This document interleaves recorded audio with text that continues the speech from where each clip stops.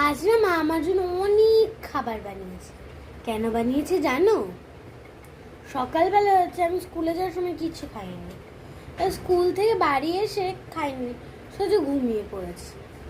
তাই মা ভেবেছে হচ্ছে আমার সোনাটা তো কিছুই খেলো না, তাই মা দেখো কত কিছু বানিয়েছে।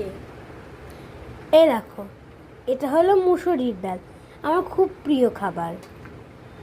হ্যাঁ, এই যে এটা মিষ্টি কুমড়ো ভাজা, এটা আমার ভাল লাগে খেতে খুবই। এই দেখো